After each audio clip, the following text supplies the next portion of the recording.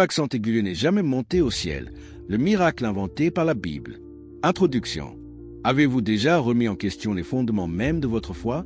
Aujourd'hui, nous allons explorer une vérité si bouleversante qu'elle pourrait changer à jamais votre perception des Écritures saintes. Si vous appréciez les histoires qui inspirent et défient la pensée conventionnelle, n'oubliez pas de vous abonner à cette chaîne pour ne manquer aucun moment de révélation extraordinaire. Dites-moi dans les commentaires, de quel pays regardez-vous cette vidéo et à quelle heure? Je suis curieux de savoir d'où vient notre communauté mondiale de chercheurs de vérité. Si vous regardez sur votre téléphone portable, un petit like aiderait énormément à faire découvrir ce contenu à plus de personnes qui, comme vous, osent questionner l'établi. Mais revenons à notre sujet principal. Que diriez-vous si l'un des miracles les plus célèbres de l'Ancien Testament n'avait jamais eu lieu? Si le prophète Élie, contrairement à ce que racontent les textes sacrés, n'était jamais monté au ciel dans un char de feu? Cette affirmation vous choque-t-elle? Elle devrait, car elle remet en question des millénaires de croyances établies. Baruch Spinoza, ce philosophe révolutionnaire du XVIIe siècle qui a osé défier l'autorité religieuse de son époque, avait des arguments dévastateurs concernant cette histoire. Ses analyses, fondées sur une méthode rigoureusement rationnelle, nous révèlent comment certains récits bibliques pourraient avoir été construits pour servir des intérêts politiques et religieux spécifiques, plutôt que pour témoigner d'événements réellement survenus. Préparez-vous à un voyage intellectuel qui pourrait ébranler vos certitudes. Nous allons examiner ensemble les preuves historiques, les contradictions textuelles et les motivations cachées derrière l'un des récits les plus extraordinaires de la Bible. La vérité que nous découvrirons ensemble pourrait vous libérer d'illusions ancestrales, mais elle exigera de votre part une ouverture d'esprit exceptionnelle. Êtes-vous prêt à affronter une réalité qui dérange? Alors commençons cette exploration fascinante de la vérité cachée derrière le mythe d'Élie. Premier mouvement, le mythe de l'ascension d'Élie. Comment une histoire aussi extraordinaire que l'ascension d'Élie a-t-elle pu naître et prospérer pendant des millénaires sans jamais être sérieusement remise en question? Cette interrogation nous amène au cœur d'un mystère qui dépasse largement le cadre religieux pour toucher au mécanisme même de la construction des mythes fondateurs. Dans le deuxième livre des rois, nous trouvons cette narration stupéfiante. Élie, accompagné de son disciple Élisée, se dirigeait vers le Jourdain quand soudain, un char de feu tiré par des chevaux de feu les sépara, et Élie monta au ciel dans un tourbillon. Peut-on imaginer spectacle plus grandiose? Mais cette grandeur même ne devrait-elle pas nous interpeller? Pensez Y un instant. Si un tel événement s'était réellement produit, n'aurait-il pas marqué indélébilement l'histoire humaine? Un homme qui défie les lois de la gravité et de la mortalité, emporté vers les cieux devant témoins, ne constituerait-il pas l'événement le plus extraordinaire jamais documenté? Alors pourquoi les civilisations contemporaines, pourtant friandes de prodiges et de signes divins, n'ont-elles laissé aucune trace de cet événement cosmique? L'absence totale de témoignages externes à la tradition hébraïque constitue déjà un premier élément troublant. Les Babyloniens, maîtres de l'astronomie et observateurs méticuleux des phénomènes célestes, n'ont consigné aucun rapport concernant des apparitions de chars de feu dans leurs cieux. Les Égyptiens, obsédés par l'immortalité et les voyages vers l'au-delà, n'ont gravé aucun hiéroglyphe décrivant un mortel échappant à la mort de manière si spectaculaire. Cette absence documentaire ne vous paraît-elle pas étrange pour un événement d'une telle magnitude? Mais creusons plus profondément dans le texte lui-même. La narration présente des éléments qui, analysés avec les critiques que Spinoza nous a enseigné à développer, révèlent des incohérences troublantes. Pourquoi Élie devait-il parcourir un itinéraire si précis avant son ascension? Pourquoi cette mise en scène dramatique avec les fils des prophètes qui, mystérieusement, semblent déjà connaître le destin d'Élie? N'y a-t-il pas là tous les ingrédients d'une construction narrative soigneusement orchestrée? Examinons également le personnage d'Élisée, unique témoin de ce prodige. N'est-il pas curieux que celui qui devait succéder à Élie dans sa mission prophétique soit précisément le seul à pouvoir témoigner de la légitimité divine de cette succession? Quelle commodité narrative! Élisée récupère le manteau d'Élie, symbole de son autorité prophétique, mais aussi preuve tangible de l'événement miraculeux. N'y a-t-il pas là une coïncidence un peu trop parfaite pour être naturelle? La symbolique du manteau mérite qu'on s'y attarde. Dans les cultures anciennes du Proche-Orient, le transfert d'un vêtement représentait souvent la transmission d'une autorité ou d'un pouvoir. Le manteau d'Élie qui tombe du ciel pour être ramassé par Élisée constitue-t-il vraiment la preuve d'un miracle, ou plutôt le symbole littéraire d'une passation de pouvoir soigneusement mise en scène? Cette question mérite réflexion, car elle touche au cœur même de la construction du récit. Spinoza nous a appris à rechercher les motivations humaines derrière les récits prétendument divins. Dans le cas d'Élie, ces motivations apparaissent clairement quand on considère le contexte politique et religieux de l'époque. Israël traversait une période de crise spirituelle profonde, marquée par l'influence croissante des cultes étrangers et l'affaiblissement de l'autorité des prophètes de Yahvé. Dans ce contexte, n'était-il pas nécessaire de créer un récit suffisamment extraordinaire pour restaurer la crédibilité de la tradition prophétique? L'histoire d'Élie ne se contente pas de raconter une ascension miraculeuse, elle établit un précédent théologique fondamental, la possibilité pour certains élus d'échapper à la condition mortelle commune. Cette idée, si réconfortant pour les croyants, ne sert-elle pas aussi à maintenir l'espoir d'une intervention divine directe dans les affaires humaines? N'est-ce pas là un outil de contrôle psychologique particulièrement efficace? Mais l'analyse spinozienne va plus loin encore. Si nous acceptons que Dieu et la nature ne font qu'un, comme le philosophe l'a démontré, alors tout miracle apparent doit nécessairement s'expliquer par des causes naturelles que nous ne comprenons pas encore, ou bien constituer une construction humaine servant des fins spécifiques. Dans le cas d'Élie, l'absence totale de preuves externes et la parfaite commodité narrative du récit nous oriente clairement vers la seconde hypothèse. Cette conclusion ne devrait pas nous attrister, mais au contraire nous libérer. Car si Élie n'est jamais monté au ciel, cela signifie que sa véritable grandeur réside ailleurs, dans son courage face aux puissants, dans sa défense de la justice sociale, dans son refus des compromissions. N'est-ce pas là un héritage plus précieux qu'un miracle douteux? Ne préférez-vous pas un Élie humain, avec ses forces et ses faiblesses, mais authentiquement héroïque, à un personnage de légende au pouvoir surnaturel? La déconstruction du mythe d'Élie nous enseigne quelque chose d'essentiel sur la nature humaine, notre tendance à transformer nos héros en dieux, perdant ainsi de vue leur véritable grandeur. Élie le prophète, défenseur des opprimés et pourfendeur de l'injustice, vaut infiniment mieux qu'Élie le personnage mythologique emporté dans les airs. Ne trouvez-vous pas cette vérité plus inspirante que le mensonge pieux qu'on nous a enseigné? Deuxième mouvement, Spinoza et la révolution de la pensée critique. Comment un homme seul a-t-il pu ébranler les fondements de plusieurs millénaires de croyances établies? Baruch Spinoza, ce fils de marchand portugais installé à Amsterdam, allait révolutionner notre approche des textes sacrés d'une manière si radicale que nous en ressentons encore les effets aujourd'hui. Mais qui était vraiment cet homme dont les idées continuent de déranger l'ordre établi? Né en 1632 dans une famille de juifs séfarades ayant fui l'Inquisition ibérique, Spinoza grandit dans un environnement où la question de la vérité religieuse n'était pas qu'académique, mais littéralement vitale. Ses ancêtres avaient payé de leur vie leur refus de renier leurs convictions. Cette histoire familiale n'a-t-elle pas forgé chez lui une approche particulièrement rigoureuse de la vérité? Pouvait-il accepter qu'on lui impose des croyances sans les soumettre à l'examen de la raison? Dès sa jeunesse, Spinoza manifeste une intelligence exceptionnelle qui attire l'attention de ses maîtres dans la communauté juive d'Amsterdam. Il étudie l'hébreu, l'araméen, les commentaires talmudiques, mais aussi le latin, les mathématiques et la philosophie cartésienne. Cette formation pluridisciplinaire ne devait-elle pas naturellement l'amener à comparer, analyser et questionner? Comment un esprit aussi aiguisé pouvait-il accepter sans broncher les contradictions qu'il ne manquait pas de découvrir dans les textes sacrés? Mais c'est la méthode révolutionnaire qu'il développe qui va changer la donne. Spinoza propose d'appliquer aux Écritures les mêmes critères d'analyse qu'à n'importe quel document historique. Cette approche vous paraît-elle évidente aujourd'hui? Elle était révolutionnaire à son époque. Pour la première fois, quelqu'un osait suggérer que les textes sacrés n'étaient pas au-dessus de la critique rationnelle, mais devaient au contraire s'y soumettre comme tout témoignage humain. Dans son traité théologico-politique, Spinoza énonce des principes qui font encore trembler les autorités religieuses aujourd'hui.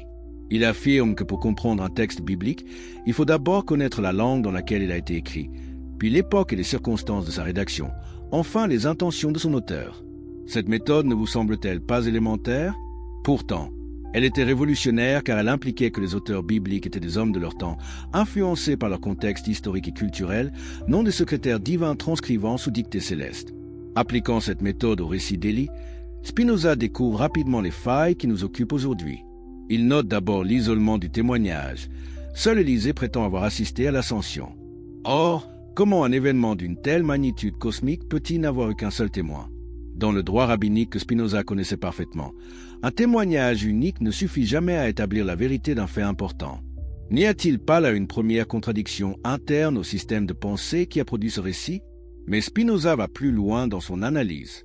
Il examine le contexte littéraire et découvre que l'histoire d'Élie s'insère dans un cycle de récits prophétiques qui suivent tous des schémas narratifs similaires. Le prophète entre en conflit avec le pouvoir établi, accomplit des prodiges pour démontrer sa légitimité, puis disparaît de manière mystérieuse. Cette répétition de motifs ne suggère-t-elle pas une construction littéraire plutôt qu'un témoignage historique? Les auteurs bibliques n'auraient-ils pas suivi des conventions narratives établies plutôt que de rapporter fidèlement des événements réels? L'analyse linguistique que mène Spinoza révèle d'autres éléments troublants. Le vocabulaire utilisé pour décrire l'ascension d'Élie contient des termes qui n'apparaissent nulle part ailleurs dans la Bible hébraïque avec le même sens. Ces apax legomena, ces mots uniques, ne constituent-ils pas l'indice d'une composition tardive, quand la langue hébraïque s'était enrichie de nouveaux termes et concepts? Comment Élisée, contemporain supposé d'Élie, aurait-il pu utiliser un vocabulaire qui n'existait pas encore de son vivant? Plus fondamentalement encore, Spinoza s'attaque à la conception même du miracle. Pour lui, si Dieu est parfait et ses lois naturelles parfaites, alors toute violation de ses lois constituerait une imperfection divine. Dieu se contredirait lui-même. Cette logique implacable nous amène à une conclusion dérangeante. Soit les miracles n'existent pas, soit Dieu est imparfait. Quelle option choisissez-vous? Cette approche révolutionnaire ne pouvait que provoquer des réactions violentes. En 1656, la communauté juive d'Amsterdam prononce contre Spinoza le Hérem, la plus sévère des excommunications. On lui reproche de nier la divinité des Écritures, de remettre en question la providence divine et de corrompre la jeunesse par ses enseignements pernicieux. Mais cette condamnation ne l'arrête pas. Au contraire, elle le libère pour développer une pensée encore plus radicale. Car Spinoza ne se contente pas de déconstruire les récits miraculeux, il propose une alternative philosophique cohérente. Dans son éthique, il développe une vision panthéiste où Dieu et la nature ne font qu'un. Dans cette perspective, tout ce qui arrive résulte nécessairement des lois naturelles, sans exception possible. Les prétendus miracles s'expliquent soit par notre ignorance des causes naturelles, soit par la crédulité humaine, soit par la volonté délibérée de tromper. Cette explication ne vous paraît-elle pas plus satisfaisante intellectuellement que l'acceptation aveugle du surnaturel? Mais attention, Spinoza ne rejette pas pour autant toute spiritualité. Il distingue soigneusement entre la superstition, qui maintient les hommes dans l'ignorance et la servitude, et la vraie religion, qui les élève vers la connaissance et la liberté. Élie montant au ciel relève de la superstition car cette croyance nous détourne de la réalité et nous maintient dans l'illusion. Élie, défenseur de la justice sociale, relève de la vraie religion car son exemple nous inspire à améliorer concrètement notre condition et celle de nos semblables. Cette distinction spinozienne éclaire d'un jour nouveau notre rapport au texte sacré. Au lieu de les rejeter en bloc ou de les accepter aveuglément, ne pourrions-nous pas apprendre à y distinguer ce qui élève l'âme humaine de ce qui l'abaisse? N'y a-t-il pas là une voie plus sage que l'alternative stérile entre fanatisme religieux et athéisme militant? L'influence de Spinoza sur la pensée moderne est considérable, même si elle reste souvent méconnue. Les méthodes d'exégèse biblique qu'il a développées sont aujourd'hui enseignées dans toutes les universités du monde. L'approche historico-critique des textes sacrés, devenue standard dans la recherche académique, lui doit ses fondements théoriques. Mais surtout, Spinoza nous a légué quelque chose d'inestimable. Le courage intellectuel de questionner même nos croyances les plus chères si elles ne résistent pas à l'examen de la raison. Ce courage, nous en avons besoin aujourd'hui plus que jamais. Car les nouvelles superstitions ne manquent pas, et elles utilisent souvent le vocabulaire de la science pour mieux nous tromper. L'esprit critique que Spinoza nous a enseigné à cultiver reste notre meilleure défense contre toutes les formes de manipulation intellectuelle. N'est-ce pas là son héritage le plus précieux? Troisième mouvement, l'absence criante de preuves historiques. Imaginez un instant qu'un homme de notre époque disparaisse soudain dans les airs, emporté par un véhicule de feu devant témoin. Combien de temps faudrait-il avant que l'information ne fasse le tour du monde? Combien de caméras, de téléphones portables, de satellites enregistreraient l'événement? Cette simple réflexion nous aide à mesurer l'ampleur du silence historique qui entoure la prétendue ascension d'Élie.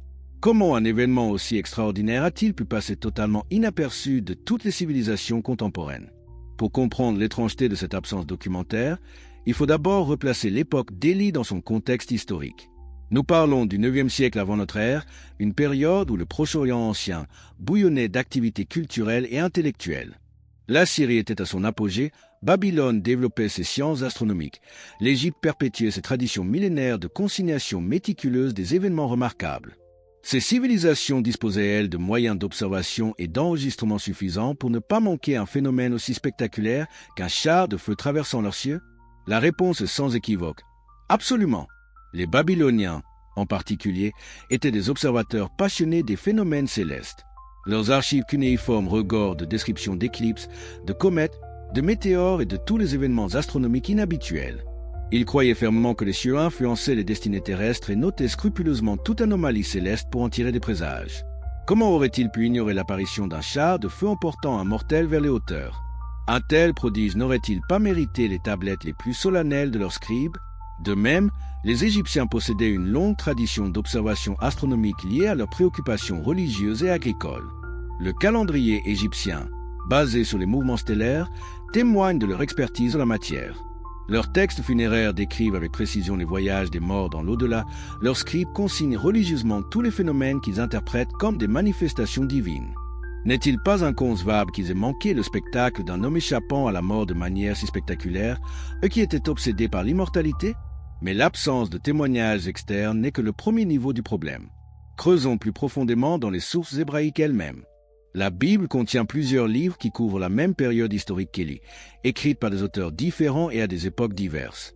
Or, cette diversité des sources devrait normalement nous fournir plusieurs témoignages convergeant d'un événement aussi majeur. Que observons-nous en réalité? Le silence est assourdissant. Les chroniques, qui reprennent pourtant une grande partie de l'histoire racontée dans les livres des rois, passent sous silence l'ascension d'Élie. N'est-ce pas étrange? Si l'événement était aussi central que le prétend le récit du deuxième livre des rois, comment le chroniqueur a-t-il pu l'omettre? Cette omission ne trahit-elle pas le caractère tardif et artificiel du récit d'ascension? Plus troublant encore, même les textes qui mentionnent Élie ne semblent pas tous au courant de son ascension miraculeuse. Le livre de Malachie évoque le retour futur d'Élie comme précurseur du Messie, mais cette prophétie aurait-elle un sens si Élie était encore vivant quelque part dans les cieux? La logique prophétique ne suggère-t-elle pas plutôt qu'Élie était bel et bien mort et qu'il faudrait une résurrection pour qu'il puisse revenir accomplir sa mission eschatologique? L'analyse archéologique moderne apporte un éclairage supplémentaire sur cette question. Les fouilles menées en Israël et en Palestine ont mis au jour de nombreux vestiges de l'époque d'Élie, poteries, inscriptions, structures architecturales.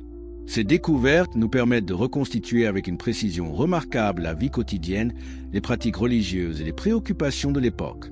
Mais nulle part, absolument nulle part, nous ne trouvons la moindre trace, la moindre allusion, le moindre écho de l'événement le plus extraordinaire qui aurait jamais touché cette région. Cette absence ne vous interpelle-t-elle pas?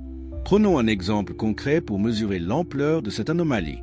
À Megiddo, site archéologique majeur de l'ancienne Palestine, les fouilles ont révélé des centaines d'ostracas. Ces tessons de poterie sur lesquels on griffonnait des messages courts. Ces documents nous renseignent sur les préoccupations quotidiennes des habitants, récoltes, dettes, mariages, conflits de voisinage.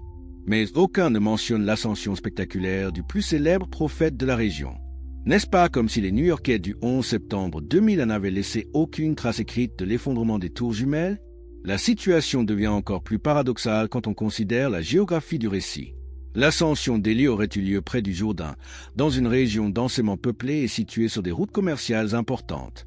Des caravanes de marchands passaient régulièrement par là, des voyageurs de toute nationalité fréquentaient ces chemins. Comment un événement aussi visible qu'un char de feu s'élevant vers les cieux n'a-t-il laissé aucune trace dans leur témoignage? Les marchands phéniciens, réputés pour colporter les nouvelles d'un bout à l'autre de la Méditerranée, n'auraient-ils pas fait de ce prodige le sujet de conversation de tous les comptoirs commerciaux du monde antique? Cette absence documentaire contraste dramatiquement avec ce que nous savons d'autres événements de la même époque. La bataille de Karkar, livrée vers 853 avant notre ère entre une coalition syro-palestinienne et l'armée assyrienne, nous est connue par plusieurs sources indépendantes, des annales assyriennes, des inscriptions locales, des références dans les textes bibliques. Voilà comment un événement historique réel laisse des traces multiples et convergentes dans les archives de l'époque. Où sont les traces équivalentes pour l'ascension d'Élie? L'argument du silence historique devient encore plus fort quand on le compare avec la manière dont se sont transmis d'autres récits de l'Antiquité. Les exploits d'Alexandre le Grand, pourtant antérieurs de plusieurs siècles à nos plus anciennes sources textuelles, nous sont parvenus par de multiples témoignages qui, malgré leurs contradictions et leurs exagérations, convergent sur les faits essentiels. Même les légendes les plus extraordinaires de l'Antiquité, comme les exploits d'Hercule ou les voyages d'Ulysse, ont laissé des traces dans la littérature de multiples peuples. Pourquoi l'ascension d'Élie fait-elle exception à cette règle universelle? La réponse la plus logique s'impose d'elle-même. Parce que l'événement n'a jamais eu lieu. Le silence des sources contemporaines, l'absence de traces archéologiques, l'omission dans d'autres textes bibliques, tout converge vers ces conclusions dérangeantes mais rationnellement inévitables. Élie n'est jamais monté au ciel parce que personne n'a jamais monté au ciel de cette manière. Cette conclusion ne diminue en rien la grandeur historique du personnage d'Élie. Au contraire, elle nous invite à chercher sa véritable importance là où elle se trouve réellement, dans son combat pour la justice sociale, dans sa résistance au pouvoir corrompu, dans son témoignage prophétique authentique. N'est-ce pas là un héritage plus précieux qu'un miracle douteux? Un Élie pleinement humain, avec ses forces et ses limites, ne nous inspire-t-il pas davantage qu'un personnage de légende au pouvoir surnaturel? L'absence de preuves historiques de l'ascension d'Élie nous enseigne quelque chose d'essentiel sur la différence entre histoire et légende, entre témoignage et construction narrative. Elle nous invite à développer notre esprit critique et à ne pas confondre ce qui nous fait plaisir de croire avec ce qui mérite d'être cru. N'est-ce pas là une leçon de sagesse qui dépasse largement le cadre religieux pour s'appliquer à tous les domaines de notre existence, la construction du mythe religieux, quand la politique forge le sacré? Nous voici maintenant face à une question cruciale qui déterminera notre compréhension de tout ce qui suivra.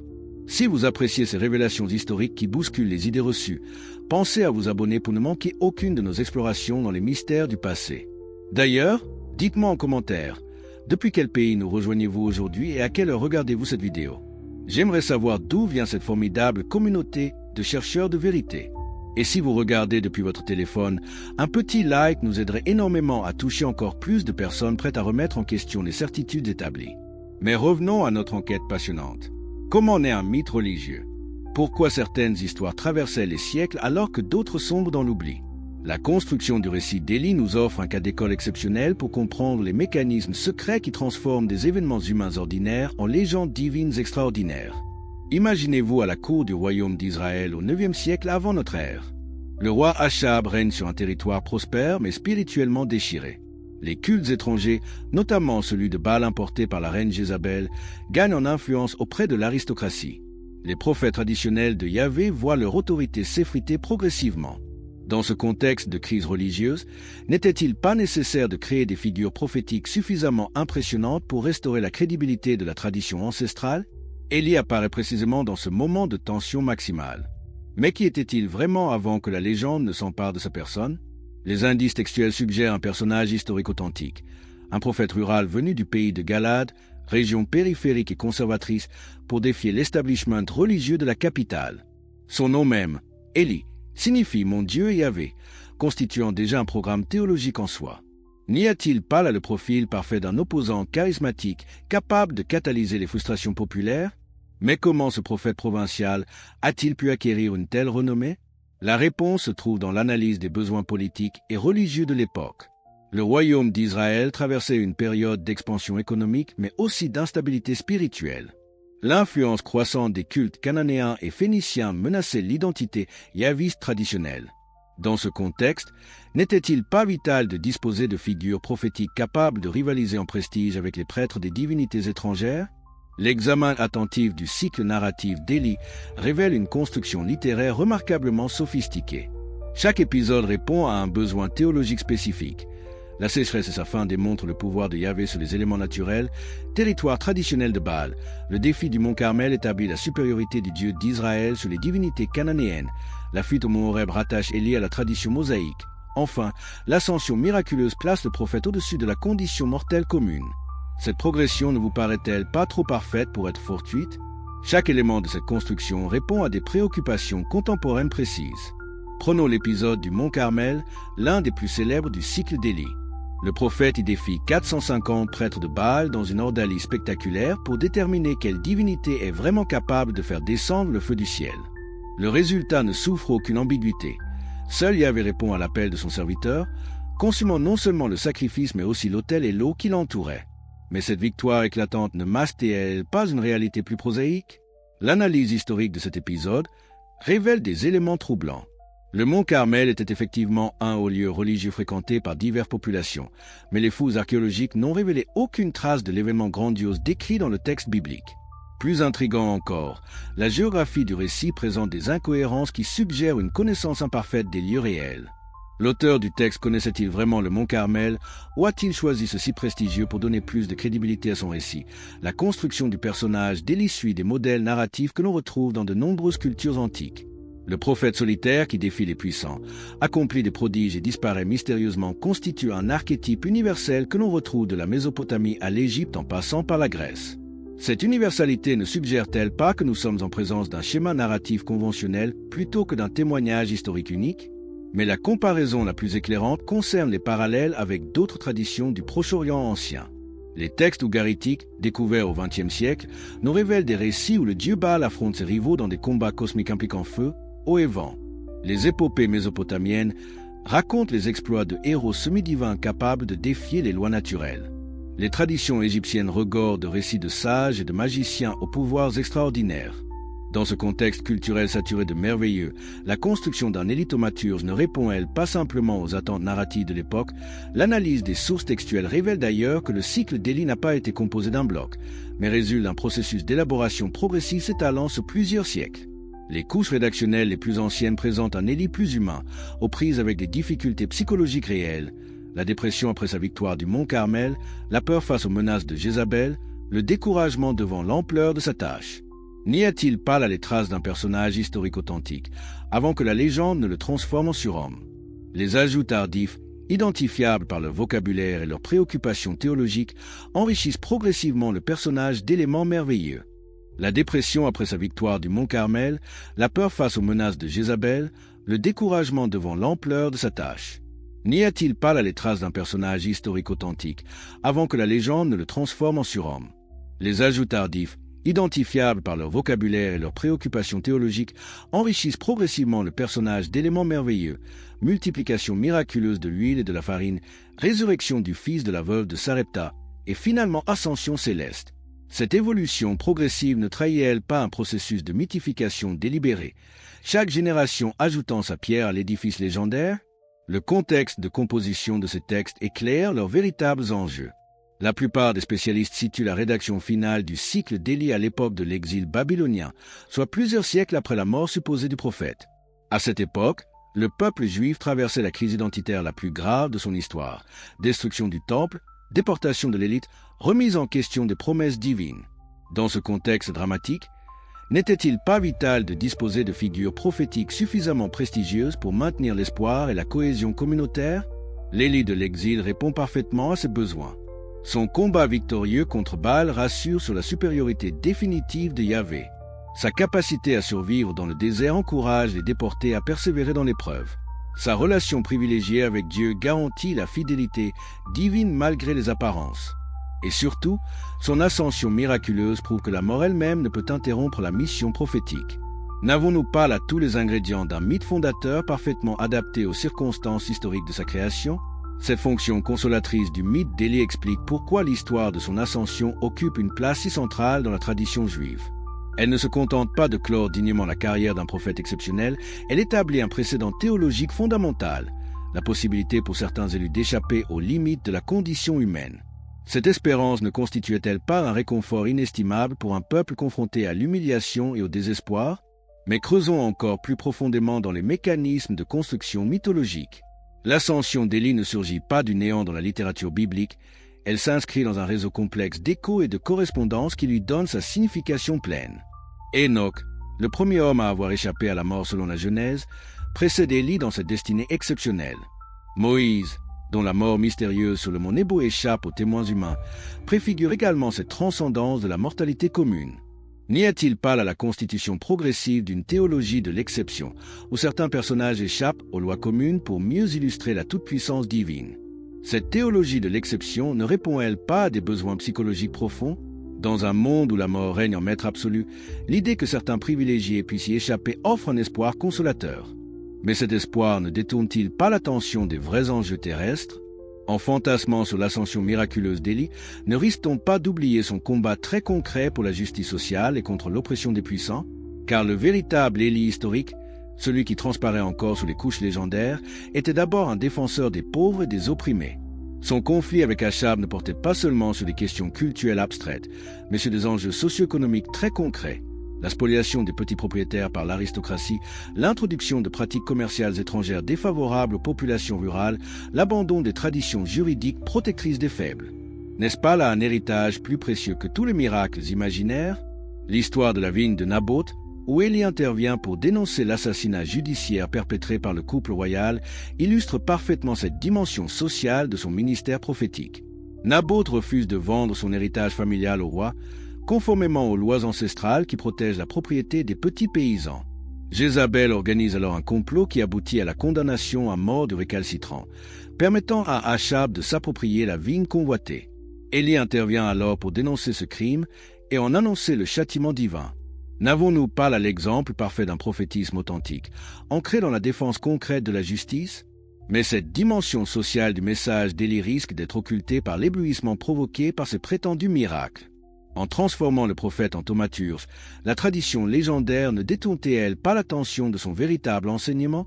Ne préférons-nous pas rêver d'un Élie capable de faire descendre le feu du ciel plutôt que de suivre l'exemple d'un Élie défenseur des droits des pauvres?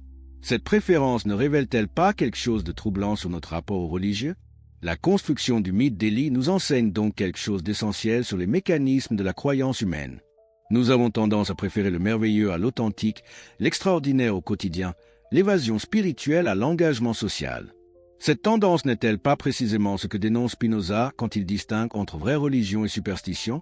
La vraie religion nous pousse à l'action transformatrice. La superstition nous endort dans des rêves consolateurs mais stériles. Les conséquences de la manipulation sacrée, quand le mensonge pieux devient oppression. Que se passe-t-il quand une société accepte comme vérité historique des récits dont la fonction première n'est pas d'informer mais de contrôler? Cette question, d'une actualité saisissante, trouve dans l'histoire d'Élie une illustration parfaite des mécanismes par lesquels les mensonges pieux se transforment en instruments d'oppression spirituelle et sociale. Car loin d'être des histoires innocentes destinées à édifier les fidèles, ces récits mythologiques produisent des effets très concrets sur la manière dont les sociétés s'organisent et dont les individus conçoivent leur rapport au monde. Commençons par examiner l'impact psychologique de la croyance au miracle sur la mentalité populaire. Quand une communauté accepte qu'Élie ait pu monter au ciel dans un char de feu, elle accepte implicitement que les lois naturelles peuvent être suspendues par l'intervention divine. Cette acceptation ne semble-t-elle pas innocente à première vue? Après tout, croire au miracle peut paraître réconfortant et inspirer l'espérance dans les moments difficiles. Mais creusons plus profondément. Quelles sont les conséquences à long terme de cette abdication de l'esprit critique? La première conséquence, et non la moindre, concerne le rapport à la connaissance. Si Dieu peut suspendre les lois naturelles à volonté, alors l'observation scientifique et le raisonnement logique perdent leur valeur comme moyen d'accéder à la vérité. Pourquoi étudier les phénomènes naturels si Dieu peut les modifier selon son bon plaisir? Cette mentalité n'a-t-elle pas constitué pendant des siècles un frein majeur au développement de la pensée scientifique? Et ne continue-t-elle pas aujourd'hui de nourrir les diverses formes d'obscurantisme qui prospèrent dans nos sociétés pourtant technologiquement avancées? L'histoire nous fournit de nombreux exemples de cette tension entre croyances miraculeuses et progrès intellectuels. Galilée ne fut-il pas condamné précisément parce que ses observations astronomiques contredisaient une vision du monde fondée sur l'acceptation de l'intervention divine directe dans l'ordre naturel? Darwin ne rencontra-t-il pas une opposition farouche parce que sa théorie de l'évolution remettait en question l'idée d'une création miraculeuse? Dans chaque cas, c'est bien la mentalité qui accepte les miracles comme des faits historiques qui constituent l'obstacle principal à l'avancement des connaissances. Mais les conséquences de la croyance au miracle dépassent largement le domaine scientifique pour affecter l'organisation sociale elle-même. Car qui dit miracle dit nécessairement médiateur privilégié entre le divin et l'humain. Si Élie peut monter au ciel, c'est qu'il entretient avec Dieu une relation exceptionnelle que le commun des mortels ne saurait prétendre égaler. Cette logique ne conduit-elle pas inévitablement à la création d'une hiérarchie spirituelle où certains individus, prétendument plus proches de Dieu, acquièrent une autorité particulière sur leurs semblables? L'histoire des religions abrahamiques illustre parfaitement ce mécanisme. La croyance au miracle a constamment servi à légitimer l'autorité des clercs sur les laïcs, des élus sur le peuple ordinaire, des inspirés sur les simples croyants. Comment contester la parole de celui qui prétend bénéficier d'une révélation divine directe? Comment remettre en question les décisions de celui qui se présente comme l'héritier spirituel des prophètes miraculeux? N'y a-t-il pas là un système de domination particulièrement efficace parce qu'il prétend tirer sa légitimité de l'autorité divine elle-même? Cette instrumentalisation de la croyance miraculeuse à des fins de contrôle social ne constitue pas un accident historique, mais une tendance structurelle que l'on retrouve dans toutes les sociétés théocratiques. Le miracle ne sert pas seulement à édifier les fidèles, il sert aussi et surtout à décourager toute forme de contestation. Car comment s'opposer à ceux qui bénéficient visiblement de la faveur divine? Comment critiquer un système religieux dont les fondateurs ont accompli des prodiges attestant de leur mission surnaturelle? N'est-ce pas là le piège parfait pour maintenir indéfiniment l'ordre établi? L'exemple d'Élie illustre parfaitement ce processus. Son ascension miraculeuse ne légitime pas seulement sa propre autorité prophétique, elle établit un précédent pour tous ceux qui prétendront par la suite hériter de son charisme. Élisée récupère le manteau du Maître et avec lui la capacité d'accomplir des miracles similaires. Cette transmission du pouvoir miraculeux ne constitue-t-elle pas la matrice de toutes les successions apostoliques ultérieures? Ne retrouvons-nous pas là le modèle de légitimation qui sera repris par les églises chrétiennes pour justifier l'autorité de leur hiérarchie? Mais l'impact social de la croyance au miracle ne s'arrête pas à la justification des hiérarchies religieuses. Elle affecte également la manière dont les sociétés conçoivent la justice et la responsabilité individuelle. Si Dieu intervient directement dans l'histoire humaine pour récompenser les bons et punir les méchants, alors les injustices terrestres deviennent supportables car elles seront compensées par la justice divine. Cette logique ne constitue-t-elle pas un formidable outil de résignation sociale? Ne détourne-t-elle pas l'attention des réformes nécessaires vers l'attente passive d'une intervention surnaturelle? Le récit d'Élie foudroyant les soldats envoyés pour l'arrêter illustre parfaitement cette problématique. Face à l'injustice du pouvoir royal, le prophète ne cherche pas à mobiliser le peuple ou à réformer les institutions. Il fait appel au miracle pour éliminer physiquement ses adversaires. Cette solution surnaturelle ne dispense-t-elle pas de réfléchir aux moyens humains de lutter contre l'oppression? Ne cultive-t-elle pas une mentalité passive qui attend tout du ciel plutôt que de compter sur l'action terrestre? Cette passivité induite par la croyance miraculeuse a des conséquences dramatiques sur le développement des sociétés. Au lieu d'encourager l'innovation, l'esprit d'entreprise et la prise de responsabilité individuelle, elle cultive l'attentisme et la dépendance spirituelle. Pourquoi chercher des solutions techniques aux problèmes de sécheresse si Dieu peut faire pleuvoir miraculeusement? Pourquoi développer la médecine si les prophètes peuvent ressusciter les morts? Cette logique ne conduit-elle pas à un sous-développement chronique des capacités humaines? L'histoire comparée des civilisations confirme cette analyse. Les sociétés qui ont le mieux réussi leur développement économique et social sont généralement celles qui ont su maintenir un équilibre entre foi religieuse et rationalité pratique. À l'inverse, celles qui se sont enfermées dans une vision exclusivement miraculeuse du monde ont souvent stagné ou régressé. Cette corrélation ne nous enseigne-t-elle pas quelque chose d'essentiel sur les conditions du progrès humain? Mais les dégâts causés par la mentalité miraculeuse ne s'arrêtent pas là. Elle affecte également la capacité des individus à développer leur autonomie intellectuelle et morale. Car celui qui croit au miracle accepte implicitement qu'il existe des vérités qui échappent à la raison humaine et ne peut être accepté que par un acte de soumission intellectuelle. Cette abdication de l'esprit critique ne constitue-t-elle pas la porte ouverte à toutes les manipulations? L'histoire récente nous fournit malheureusement de nombreux exemples de mouvements sectaires ou fanatiques qui exploitent précisément cette crédulité cultivée par l'éducation religieuse traditionnelle. Les miracles prétendument accomplis par leurs dirigeants servent à impressionner des populations habituées depuis l'enfance à accepter l'inexplicable comme manifestation du divin. N'y a-t-il pas là une continuité directe avec la vénération dont jouissent les figures prophétiques traditionnelles comme Élie? Cette continuité n'est pas fortuite, elle révèle une structure mentale commune. La propension à renoncer à son jugement personnel face à des phénomènes présentés comme surnaturels. Or, cette propension, cultivée dans le contexte religieux traditionnel, ne reste pas confinée à ce domaine. Elle se généralise et affecte la capacité critique de l'individu dans tous les secteurs de son existence. Comment celui qui accepte sans broncher l'ascension d'Élie pourrait-il développer l'esprit critique nécessaire pour résister aux manipulations politiques, commerciales ou idéologiques? Cette question prend une acuité particulière à notre époque où les techniques de manipulation de l'opinion publique atteignent une sophistication sans précédent. Les fake news, les théories conspirationnistes, les promesses démagogiques des politiciens populistes exploitent tous les mêmes ressorts psychologiques que les récits miraculeux. Ils flattent le désir de merveilleux, contournent l'analyse rationnelle et exigent un acte de foi aveugle.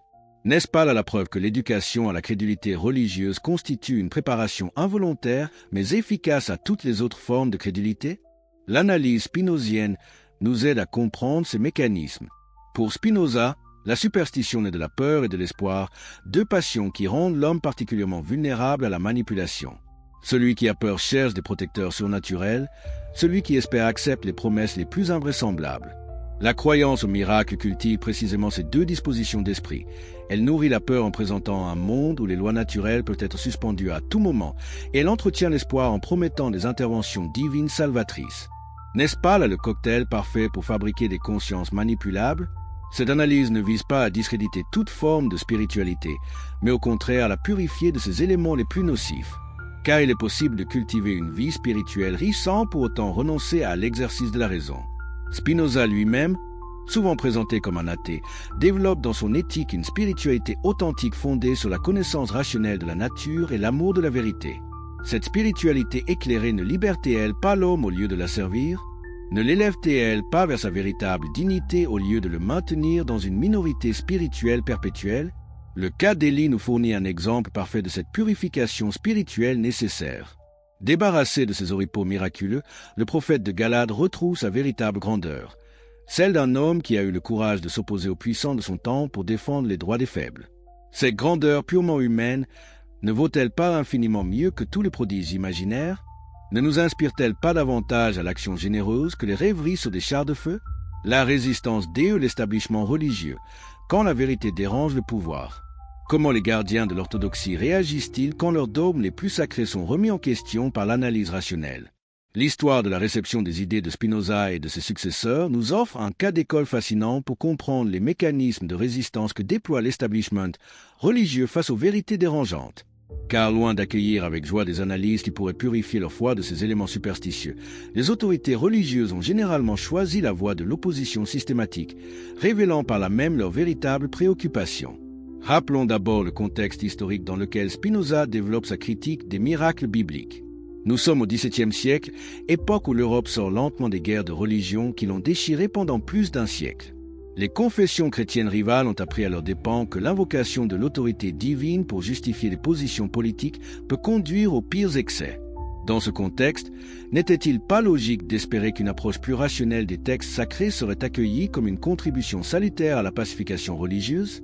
Or, c'est exactement l'inverse qui se produit. Le traité théologico-politique de Spinoza, publié anonymement en 1670, déclenche immédiatement une tempête de protestation dans tous les milieux religieux, qu'ils soient juifs, catholiques ou protestants. Cette unanimité dans la condamnation ne devrait-elle pas nous interpeller?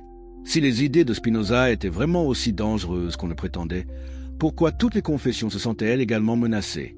N'y avait-il pas à l'aveu que toutes partageaient les mêmes faiblesses intellectuelles?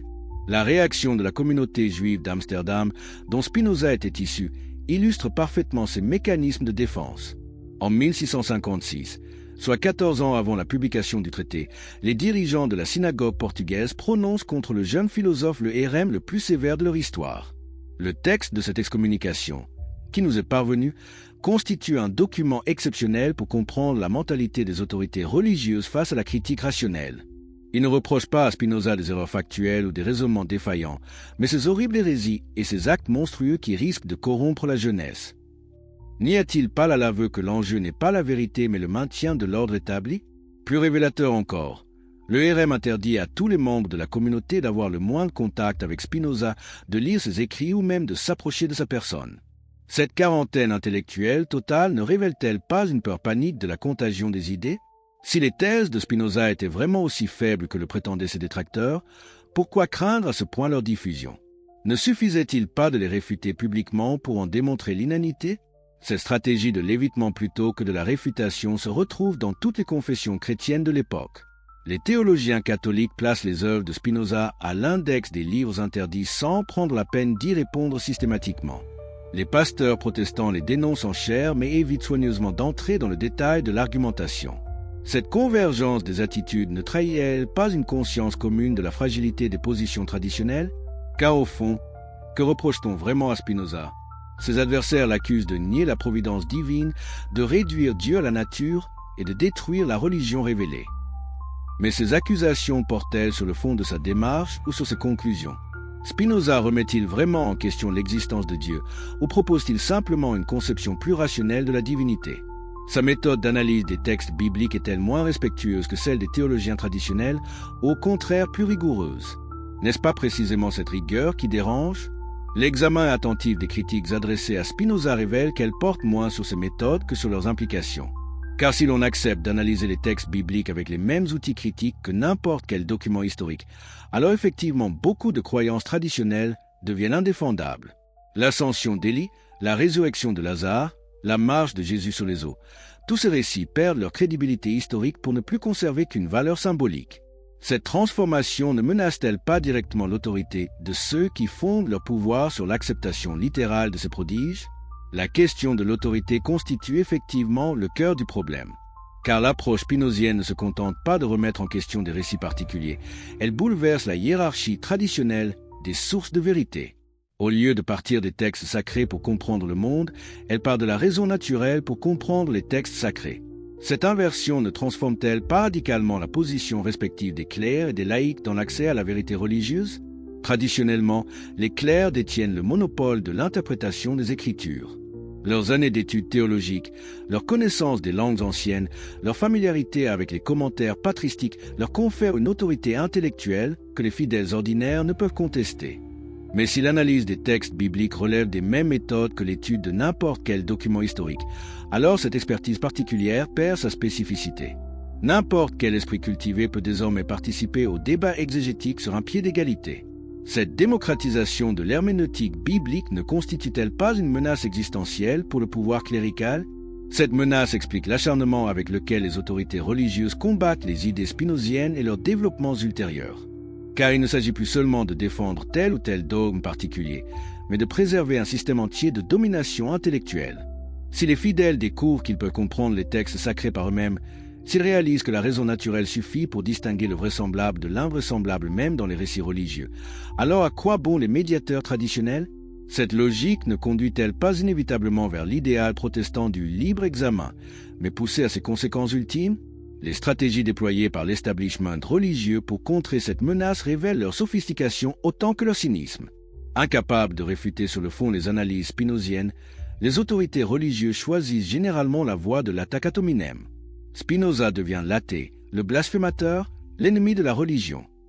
Ses disciples sont systématiquement disqualifiés moralement avant même que leurs idées ne soient examinées. Cette stratégie de diabolisation ne révèle-t-elle pas l'aveu d'une faiblesse intellectuelle fondamentale?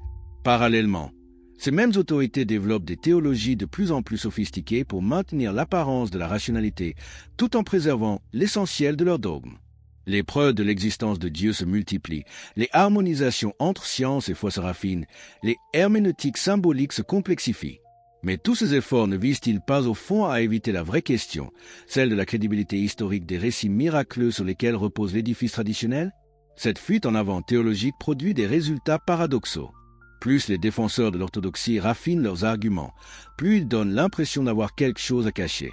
Plus ils multiplient les distinctions subtiles entre sens littéral et sens spirituel, plus ils révèlent leur gêne face aux implications directes des textes qu'ils prétendent vénérer. Cette sophistication croissante ne constitue-t-elle pas l'aveu indirect que l'approche naïve traditionnelle n'est plus tenable? L'évolution de l'exégèse catholique depuis Vatican II illustre parfaitement ce processus. L'Église romaine a progressivement adopté les méthodes historico-critiques qu'elle condamnait encore au début du XXe siècle. Ces exégètes reconnaissent désormais ouvertement que de nombreux récits bibliques relèvent de genres littéraires non historiques. Mais cette évolution se fait toujours avec des années de retard sur la recherche académique et s'accompagne de mises en garde constantes pour préserver l'essentiel de la foi.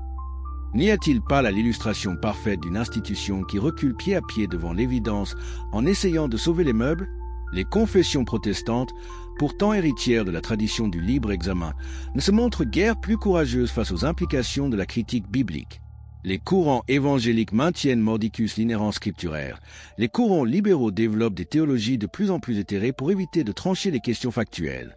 Cette polarisation ne révèle-t-elle pas l'impossibilité de maintenir une position intermédiaire cohérente? Ne faut-il pas choisir entre l'obscurantisme et la lucidité? Le judaïsme contemporain n'échappe pas à ces tensions. Les courants orthodoxes maintiennent une lecture littérale des textes qui les conduit aux mêmes impasses que leurs homologues chrétiens. Les courants réformés développent des interprétations symboliques qui vident souvent les récits de leur substance. Seuls quelques penseurs isolés osent assumer pleinement l'héritage spinozien en reconnaissant la dimension largement mythologique des récits bibliques. Cette marginalisation ne montre-t-elle pas que les leçons de l'excommunication de 1656 n'ont pas été tirées? Cette résistance obstinée de l'establishment religieux face à la vérité historique soulève des questions fondamentales sur la fonction sociale de la religion. Si les autorités religieuses préfèrent maintenir des croyances indéfendables plutôt que d'accepter une purification rationnelle de leur foi, n'est-ce pas l'aveu que leur véritable préoccupation n'est pas la vérité mais le pouvoir? Cette préoccupation ne les disqualifie-t-elle pas comme guides spirituels authentiques? La question devient encore plus aiguë quand on considère l'impact de cette résistance sur les fidèles ordinaires. Combien de croyants sincères ont perdu la foi en découvrant l'ampleur des manipulations intellectuelles auxquelles ils avaient été soumis? Combien d'autres vivent dans un malaise permanent entre leurs convictions religieuses et leurs connaissances rationnelles?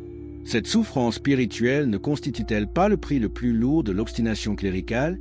Car au fond, l'analyse spinozienne ne détruit pas la religion, elle la libère de ses aspects les plus problématiques. Un Élie pleinement humain mais authentiquement héroïque ne vaut-il pas mieux qu'un Élie miraculeux mais largement fictif? Une foi fondée sur la recherche sincère de la vérité ne vaut-elle pas mieux qu'une croyance maintenue par la manipulation et l'intimidation intellectuelle? N'est-ce pas là le véritable enjeu de notre enquête?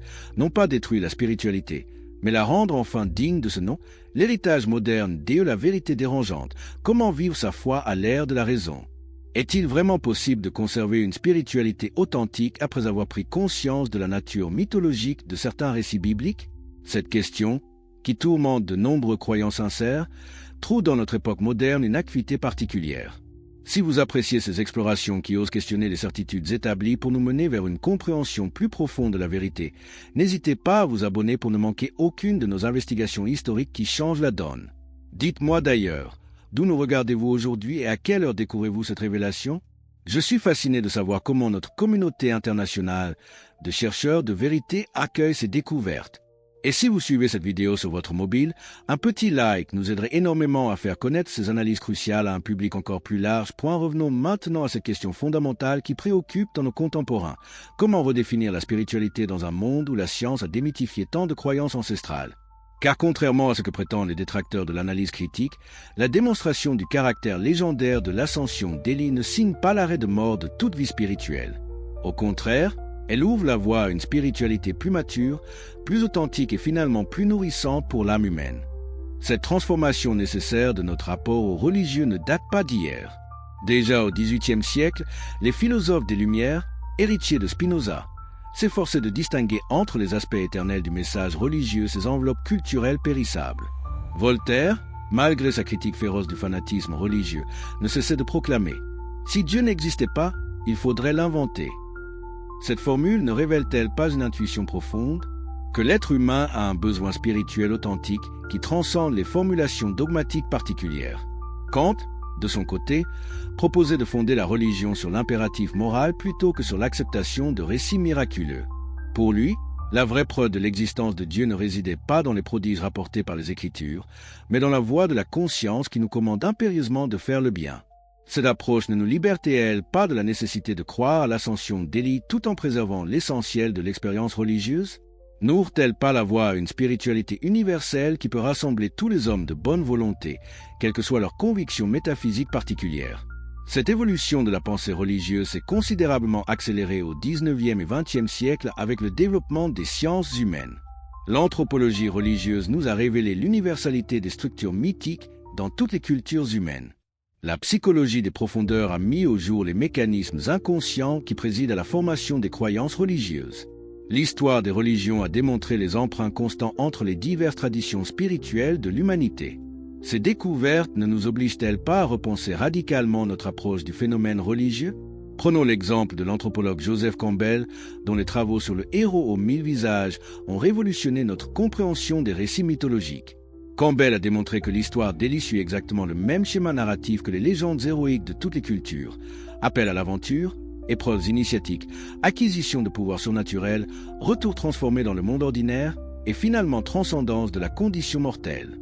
Cette universalité du modèle ne suggère-t-elle pas que nous sommes en présence d'une structure archétypale de l'imaginaire humain plutôt que d'un témoignage historique unique? Cette perspective anthropologique ne diminue en rien la valeur spirituelle du récit d'Élie, elle la déplace simplement. Au lieu de chercher dans cette histoire la preuve d'une intervention divine particulière, nous pouvons y trouver l'expression symbolique de vérités psychologiques universelles. Le prophète qui s'élève vers les cieux représente l'aspiration de tout être humain à transcender ses limitations terrestres. Son char de feu symbolise la puissance transformatrice de l'expérience spirituelle authentique. Son manteau transmis à Élisée évoque la continuité de la tradition prophétique par-delà la mort des individus particuliers. N'y a-t-il pas là une richesse symbolique infiniment plus nourrissante que la croyance littérale à un événement historiquement douteux? Cette réinterprétation symbolique des récits bibliques ne constitue pas une innovation moderne, elle prolonge une tradition herméneutique qui remonte aux origines mêmes du judaïsme et du christianisme. Philon d'Alexandrie, dès le 1er siècle de notre ère, proposait une lecture allégorique des Écritures qui permettait de concilier foi religieuse et culture hellénistique. Origène développait une exégèse spirituelle qui distinguait soigneusement entre le sens littéral et le sens profond des textes sacrés. Saint Augustin lui-même recommandait la prudence dans l'interprétation des passages bibliques qui semblaient contredire les connaissances naturelles de son époque. Cette tradition ne nous autorise-t-elle pas à prolonger aujourd'hui cette œuvre de purification herméneutique? Mais la question demeure, comment des communautés religieuses concrètes peuvent-elles intégrer cette approche critique sans perdre leur cohésion et leur identité? Car si l'analyse académique peut se permettre de traiter les récits bibliques comme des documents historiques ordinaires, les communautés croyantes ont besoin de références partagées pour structurer leur vie collective. Cette tension entre vérité critique et cohésion communautaire ne constitue-t-elle pas l'un des défis majeurs de notre époque? L'examen des diverses stratégies adoptées par les confessions religieuses contemporaines pour gérer cette tension révèle la complexité du problème. Certains courants choisissent la voie du repli fondamentaliste, affirmant contre toute évidence la vérité littérale des récits traditionnels. Cette stratégie préserve effectivement la cohésion communautaire, mais au prix d'un divorce total avec la culture moderne. Peut-on durablement maintenir des communautés humaines dans l'ignorance volontaire? Cette approche ne conduit-elle pas à terme à l'isolement sectaire et à la marginalisation sociale? D'autres courants optent pour une réinterprétation symbolique qui vide souvent les récits de leur substance. L'ascension d'Élie devient une métaphore de l'élévation spirituelle, sa résurrection des morts une image de la renaissance intérieure, ces miracles des signes de la puissance transformatrice de la foi. Cette herméneutique spiritualisante préserve la respectabilité intellectuelle, mais ne risque-t-elle pas de réduire les textes sacrés à de vagues poésies édifiantes? Que reste-t-il de spécifiquement religieux dans de telles interprétations? Ne pourrions-nous pas trouver les mêmes enseignements dans la littérature profane? Une troisième voie consiste à assumer pleinement la dimension historiquement conditionnée des récits bibliques tout en préservant leur fonction inspiratrice. Cette approche reconnaît que l'ascension d'Élie relève de la légende, mais affirme que cette légende exprime des vérités spirituelles authentiques sur la vocation prophétique et la destinée humaine. Elle accepte le caractère tardif et artificiel de nombreux récits bibliques, mais maintient que ces constructions littéraires peuvent néanmoins nourrir une expérience religieuse sincère. Cette position médiane ne présente-t-elle pas l'avantage de concilier honnêteté intellectuelle et richesse spirituelle? L'exemple du judaïsme libéral illustre les potentialités et les limites de cette approche. Dès le XIXe siècle, des rabbins comme Abraham Geiger ont entrepris de réformer le judaïsme en intégrant les acquis de la science historique. Ils ont abandonné la croyance à la révélation littérale de la Torah au Sinaï, reconnu le caractère évolutif de la loi religieuse, accepté l'origine humaine d'une grande partie des textes sacrés. Cette révolution théologique a permis au judaïsme de survivre dans le monde moderne sans renoncer à son identité spécifique. Mais elle a aussi provoqué des divisions durables au sein des communautés juives et suscité des réactions fondamentalistes qui perdurent aujourd'hui. Cette expérience ne nous enseigne-t-elle pas quelque chose d'essentiel sur les difficultés, mais aussi les possibilités d'une réforme religieuse authentique? Le protestantisme libéral a tenté une démarche similaire avec des résultats comparables. Des théologiens comme Rudolf Bultmann ont entrepris de démythologiser le Nouveau Testament en distinguant soigneusement entre le message spirituel du Christ et les représentations cosmologiques archaïques dans lesquelles ce message était exprimé. Cette approche a permis à de nombreux chrétiens cultivés de concilier leur foi avec leur culture moderne. Mais elle a aussi contribué à vider les églises en supprimant une grande partie de ce qui faisait l'attrait populaire du christianisme traditionnel. Cette évolution ne révèle-t-elle pas une tension fondamentale entre élite intellectuelle et religiosité populaire? Est-il possible de démocratiser une approche critique des textes sacrés sans détruire leur pouvoir évocateur? Cette question devient encore plus complexe quand on considère la fonction sociale des religions dans nos sociétés sécularisées. Car les communautés religieuses ne servent pas seulement à transmettre des croyances, elles structurent aussi des réseaux de solidarité, des systèmes d'entraide, des espaces de convivialité. Cette dimension sociale de la religion peut-elle survivre à la critique des fondements doctrinaux? Des communautés humaines peuvent-elles se maintenir autour de récits dont elles savent qu'ils sont largement fictifs? L'expérience des sociétés scandinaves apporte des éléments de réponse intéressants à ces questions. Dans ces pays, une grande partie de la population conserve une appartenance formelle aux églises nationales, tout en ayant abandonné la plupart des croyances traditionnelles. Ces chrétiens culturels participent aux célébrations religieuses pour des raisons esthétiques, patrimoniales ou sociales plutôt que par conviction doctrinale. Ils apprécient la beauté des liturgies, la richesse de la tradition hymnologique, la dimension communautaire des cérémonies, sans nécessairement croire à la résurrection du Christ ou aux miracles évangéliques. Cette religiosité post-doctrinale ne préfigure-t-elle pas l'avenir des grandes traditions spirituelles dans nos sociétés modernes? Cette évolution soulève cependant des questions redoutables sur l'authenticité de telles pratiques religieuses. Peut-on sincèrement chanter des hymnes à la gloire d'un Dieu auquel on ne croit plus vraiment? Peut-on transmettre à ses enfants des récits dont on sait qu'ils sont largement mythologiques? Cette dissociation entre pratique extérieure et conviction intérieure ne constitue-t-elle pas une forme de schizophrénie spirituelle? Ne vaut-il pas mieux assumer complètement ses convictions, quitte à rompre avec la tradition? plutôt que de maintenir des apparences qui risquent de devenir hypocrites? Ces interrogations nous ramènent à la question fondamentale posée par Spinoza. Quelle est la fonction légitime de la religion dans une société rationnelle? Pour le philosophe d'Amsterdam, la vraie religion doit se limiter à enseigner l'amour de Dieu et du prochain, en laissant à la philosophie le soin d'expliquer la nature de la réalité. Cette division du travail entre foi et raison ne constitue-t-elle pas la solution la plus sage? Ne permet-elle pas de préserver l'essentiel de l'expérience religieuse tout en évitant les conflits avec la connaissance scientifique? Mais cette solution spinozienne soulève à son tour de nouvelles difficultés. Car si l'on réduit la religion à sa dimension éthique, que devient sa spécificité par rapport à la philosophie morale laïque? En quoi l'amour de Dieu se distingue-t-il de l'amour de l'humanité? Pourquoi maintenir des institutions religieuses particulières si leur enseignement se confond avec la morale universelle? Cette logique ne conduit-elle pas inévitablement à la dissolution du religieux dans l'humanisme séculier? L'histoire des 2 derniers siècles semble confirmer cette tendance.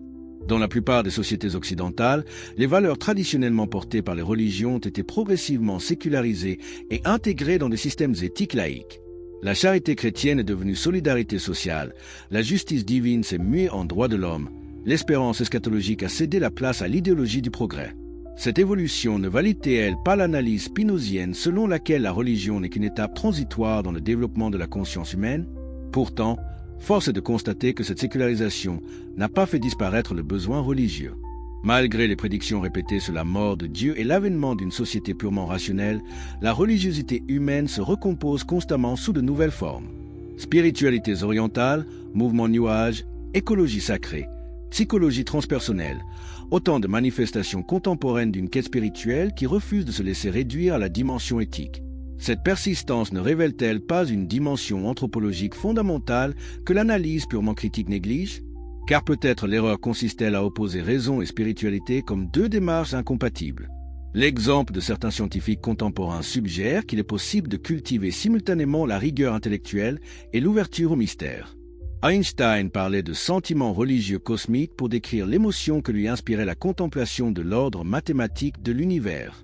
Teilhard de Chardin tentait de concilier paléontologie et mystique christique.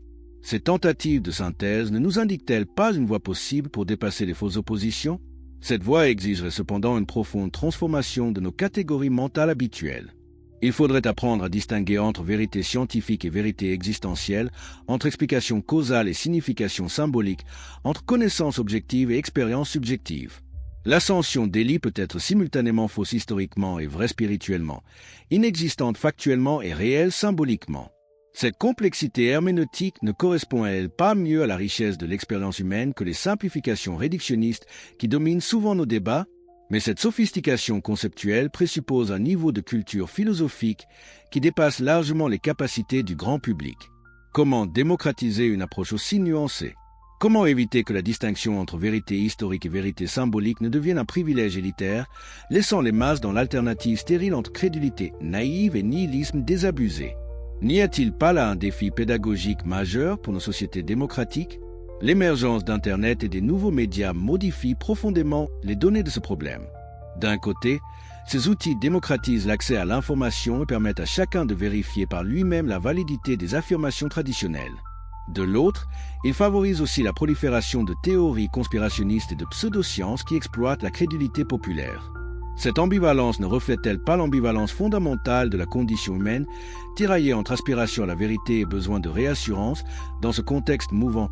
Quelle attitude adopter face au récit comme celui de l'ascension d'Élie? Faut-il les rejeter purement et simplement comme des superstitions archaïques? Les réinterpréter symboliquement au risque de les vider de leur substance? Les conserver par tradition en fermant les yeux sur leur invraisemblance historique? Mais si l'analyse des textes bibliques relève des mêmes méthodes que l'étude de n'importe quel document historique, alors cette expertise particulière perd sa spécificité. N'importe quel esprit cultivé peut désormais participer au débat exégétique sur un pied d'égalité. Cette démocratisation de l'herméneutique biblique ne constitue-t-elle pas une menace existentielle pour le pouvoir clérical? Cette menace explique l'acharnement avec lequel les autorités religieuses combattent les idées spinoziennes et leurs développements ultérieurs. Car il ne s'agit plus seulement de défendre tel ou tel dogme particulier, mais de préserver un système entier de domination intellectuelle. Si les fidèles découvrent qu'ils peuvent comprendre les textes sacrés par eux-mêmes, S'ils réalisent que la raison naturelle suffit pour distinguer le vraisemblable de l'invraisemblable même dans les récits religieux, alors à quoi bon les médiateurs traditionnels? Cette logique ne conduit-elle pas inévitablement vers l'idéal protestant du libre examen, mais poussée à ses conséquences ultimes?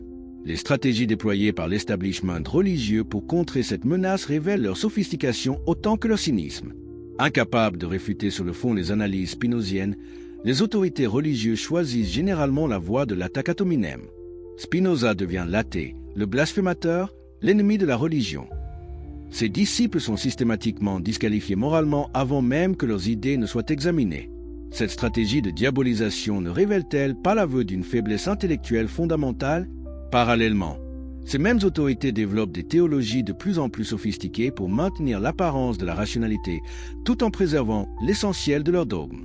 Les preuves de l'existence de Dieu se multiplient, les harmonisations entre science et foi se raffinent, les herméneutiques symboliques se complexifient.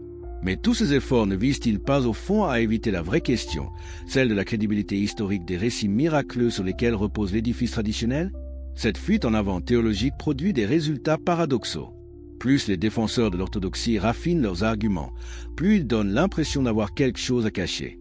Plus ils multiplient les distinctions subtiles entre sens littéral et sens spirituel, plus ils révèlent leur gêne face aux implications directes des textes qu'ils prétendent vénérer.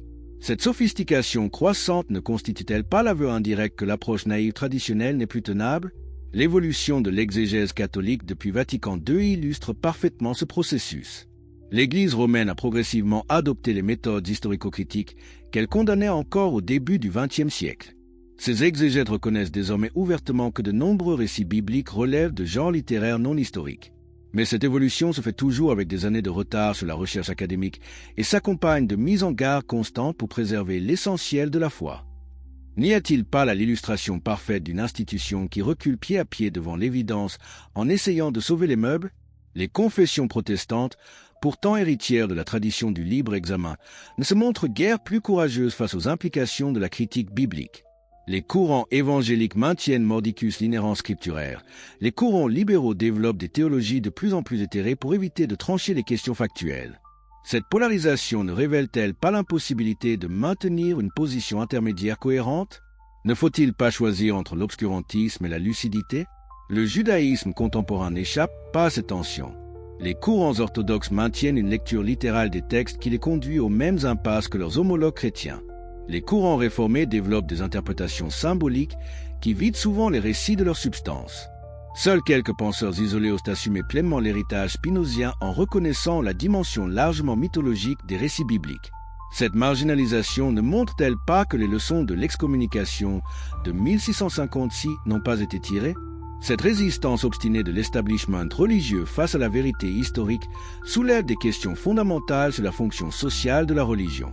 Si les autorités religieuses préfèrent maintenir des croyances indéfendables plutôt que d'accepter une purification rationnelle de leur foi, n'est-ce pas l'aveu que leur véritable préoccupation n'est pas la vérité mais le pouvoir?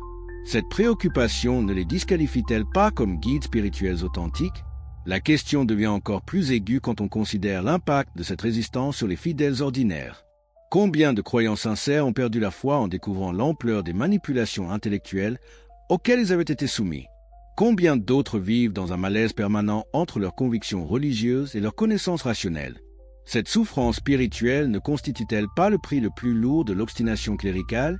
Car au fond, l'analyse spinozienne ne détruit pas la religion, elle la libère de ses aspects les plus problématiques. Un Élie pleinement humain mais authentiquement héroïque ne vaut-il pas mieux qu'un Élie miraculeux mais largement fictif? Une foi fondée sur la recherche sincère de la vérité ne vaut-elle pas mieux qu'une croyance maintenue par la manipulation et l'intimidation intellectuelle? N'est-ce pas là le véritable enjeu de notre enquête? Non pas détruire la spiritualité, mais la rendre enfin digne de ce nom, l'héritage moderne d'Élie, la vérité dérangeante. Comment vivre sa foi à l'ère de la raison?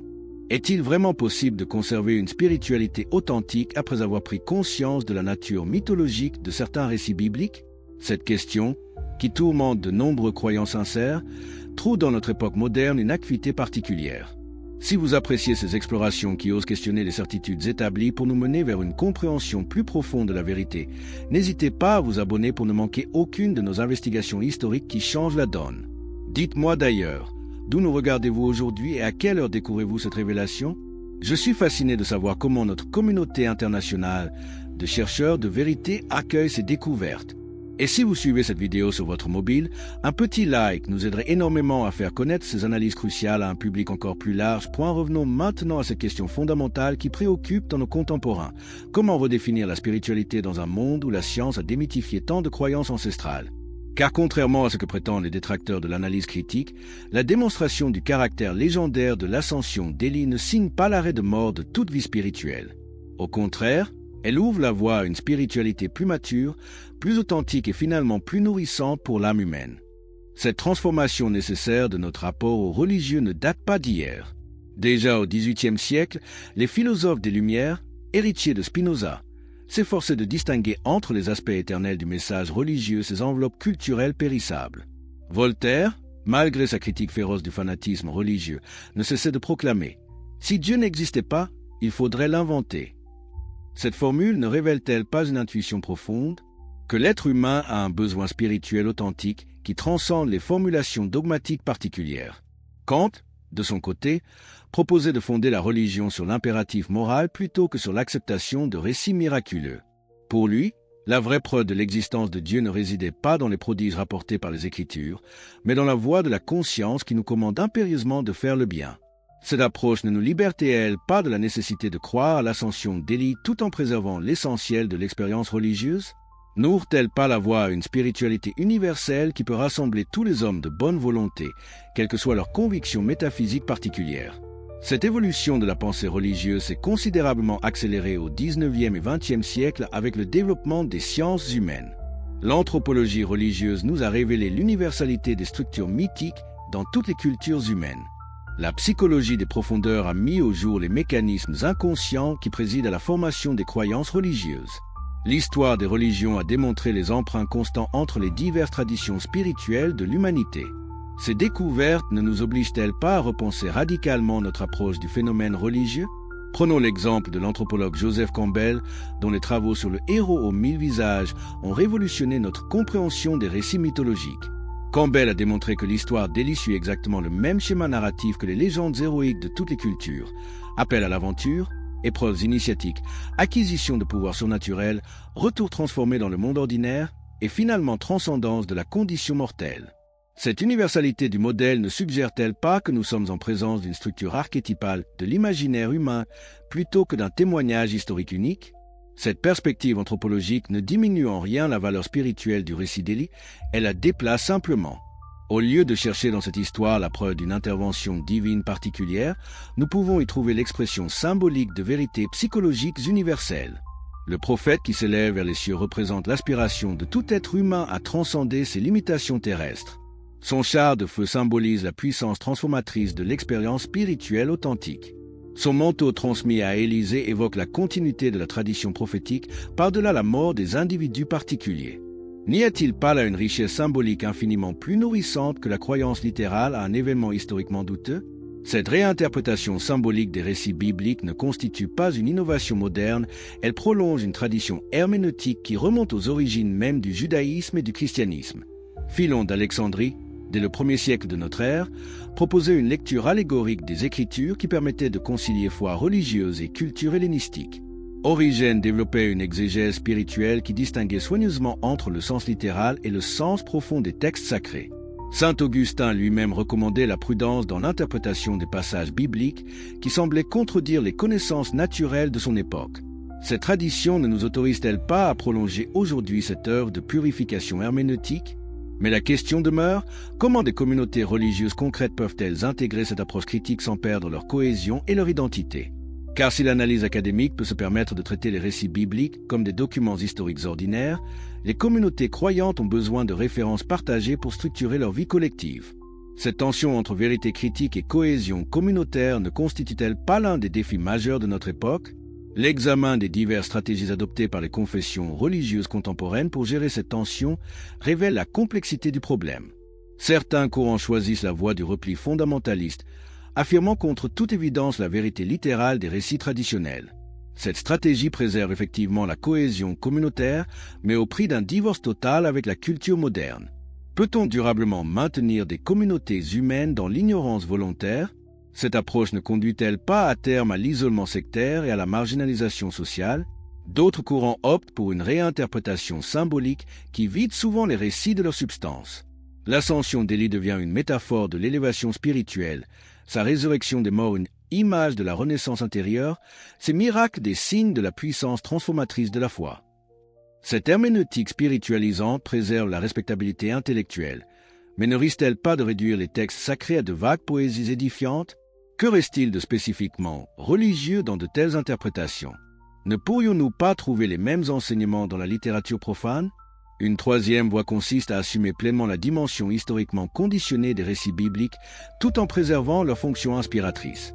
Cette approche reconnaît que l'ascension d'Élie relève de la légende, mais affirme que cette légende exprime des vérités spirituelles authentiques sur la vocation prophétique et la destinée humaine. Elle accepte le caractère tardif et artificiel de nombreux récits bibliques, mais maintient que ces constructions littéraires peuvent néanmoins nourrir une expérience religieuse sincère. Cette position médiane ne présente-t-elle pas l'avantage de concilier honnêteté intellectuelle et richesse spirituelle? L'exemple du judaïsme libéral illustre les potentialités et les limites de cette approche. Dès le XIXe siècle, des rabbins comme Abraham Geiger ont entrepris de réformer le judaïsme en intégrant les acquis de la science historique. Ils ont abandonné la croyance à la révélation littérale de la Torah au Sinaï, reconnu le caractère évolutif de la loi religieuse, accepté l'origine humaine d'une grande partie des textes sacrés. Cette révolution théologique a permis au judaïsme de survivre dans le monde moderne sans renoncer à son identité spécifique.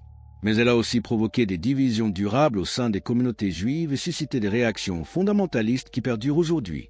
Cette expérience ne nous enseigne-t-elle pas quelque chose d'essentiel sur les difficultés, mais aussi les possibilités d'une réforme religieuse authentique? Le protestantisme libéral a tenté une démarche similaire avec des résultats comparables. Des théologiens comme Rudolf Bultmann ont entrepris de démythologiser le Nouveau Testament en distinguant soigneusement entre le message spirituel du Christ et les représentations cosmologiques archaïques dans lesquelles ce message était exprimé. Cette approche a permis à de nombreux chrétiens cultivés de concilier leur foi avec leur culture moderne. Mais elle a aussi contribué à vider les églises en supprimant une grande partie de ce qui faisait l'attrait populaire du christianisme traditionnel. Cette évolution ne révèle-t-elle pas une tension fondamentale entre élite intellectuelle et religiosité populaire? Est-il possible de démocratiser une approche critique des textes sacrés sans détruire leur pouvoir évocateur? Cette question devient encore plus complexe quand on considère la fonction sociale des religions dans nos sociétés sécularisées. Car les communautés religieuses ne servent pas seulement à transmettre des croyances, elles structurent aussi des réseaux de solidarité, des systèmes d'entraide, des espaces de convivialité. Cette dimension sociale de la religion peut-elle survivre à la critique des fondements doctrinaux? Des communautés humaines peuvent-elles se maintenir autour de récits dont elles savent qu'ils sont largement fictifs? L'expérience des sociétés scandinaves apporte des éléments de réponse intéressants à ces questions. Dans ces pays, une grande partie de la population conserve une appartenance formelle aux églises nationales, tout en ayant abandonné la plupart des croyances traditionnelles. Ces chrétiens culturels participent aux célébrations religieuses pour des raisons esthétiques, patrimoniales ou sociales plutôt que par conviction doctrinale.